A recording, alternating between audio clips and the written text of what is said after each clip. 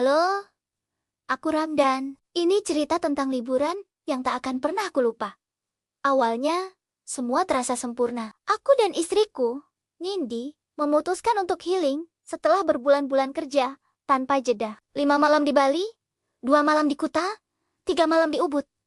Sederhana, tapi kami bahagia. 2 malam pertama di Kuta berjalan menyenangkan. Pantai, makanan, suasana, semuanya ramai dan hidup. Tapi ketika kami pindah ke Ubud, semuanya mulai berubah. Jalanan makin sepi, sawah-sawah membentang. Udara dingin, dan suara jangkrik jadi latar yang konstan. Indah, tapi terlalu sunyi. Vilanya cantik. Di pinggir sawah, dengan kolam pribadi dan kebun bambu di belakang kamar. Dari luar, terlihat damai. Tapi entah kenapa, saat pertama kali masuk, aku merasa seperti ada yang mengawasi dari arah kebun. Nindi tertawa. Kamu aja yang kebanyakan nonton film horor, Pi. Aku hanya nyengir, mencoba menepis rasa itu. Malam, turun cepat, lentera taman menyala lembut, dan suara serangga mengisi udara. Kami duduk di pinggir kolam sambil makan buah, menikmati ketenangan yang terasa terlalu sempurna. Lalu, aku mendengar sesuatu, suara tawa lirih, pelan sekali, dari arah bambu belakang, seperti suara perempuan. Tapi parau, aku menoleh.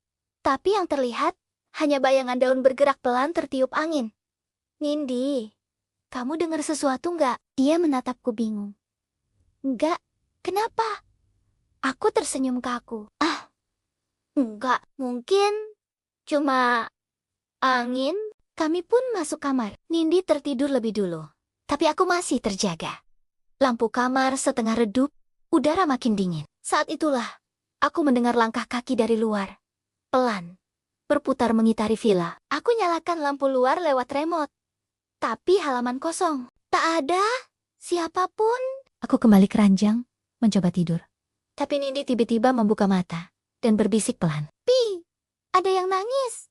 Aku menahan napas. Suara itu ada, lirih, dari arah kamar mandi. Tangisan pelan, seperti orang menahan sedih. Aku mendekat ke pintu kamar mandi.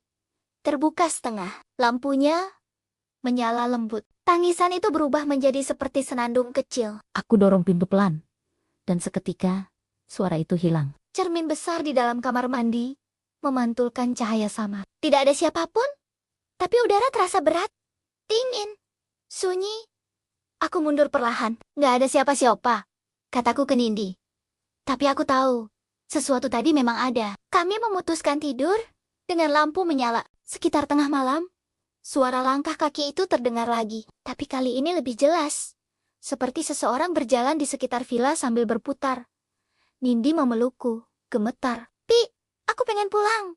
Aku cuma bisa mengangguk. Entah bagaimana, aku merasa seperti mendengar bisikan dari arah bambu. Pelan. Seperti suara seseorang memanggil nama kami. Kami berdoa dalam hati, berusaha menenangkan diri, sampai akhirnya pintu depan bergetar pelan, lalu terbuka sendiri. Udara malah masuk. Dingin dan lembab.